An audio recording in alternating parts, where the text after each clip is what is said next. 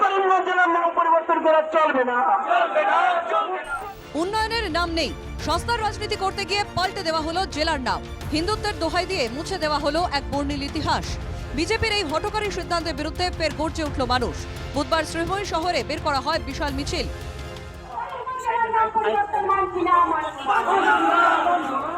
একাধিক বিরোধী রাজনৈতিক দল এবং বিভিন্ন সংস্থার সদস্যরা অংশ নেন এই বিক্ষোভ মিছিলে।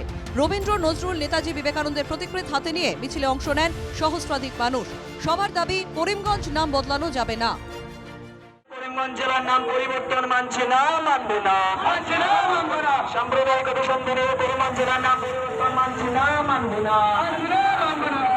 তোয়াক্কা না করে এবং সমস্ত গণতান্ত্রিক রীতিনীতিকে বিসর্জন দিয়ে এবং একপক্ষীয়ভাবে সাম্প্রদায়িক অভিসন্ধি নিয়ে এই যে নাম পরিবর্তন করা হয়েছে, এর জন্য আমরা গত 12 ফেব্রুয়ারি যে গণ অভিবর্তন করেছিলাম করিমগঞ্জে, সেই গণ অভিবর্তনে করিমগঞ্জ জেলার নাম পরিবর্তন প্রতিরোধ নাগরিক কমিটি যে গঠিত হয়েছে, সেই নাগরিক কমিটির পক্ষ থেকে একটার পর একটা আমরা আন্দোলন করে যাচ্ছি। গণমিছিলের মাধ্যমে আমরা মেমোরেন্ডাম মুখ্যমন্ত্রী যিনি এই জেলার নাম পরিবর্তন করেছেন ওনার উদ্দেশ্যেই আমরা আজকে স্মারকলিপি প্রদান করব এবং আমরা অপেক্ষা করব যে উনি কি বিহিত ব্যবস্থা নেন।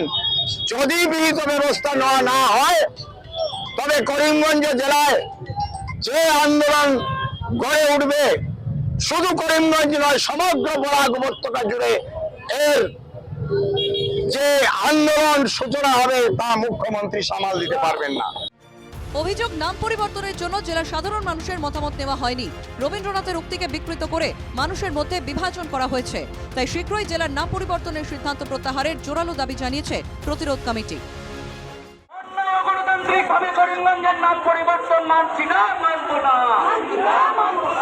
আমি জনগণের ঐক্য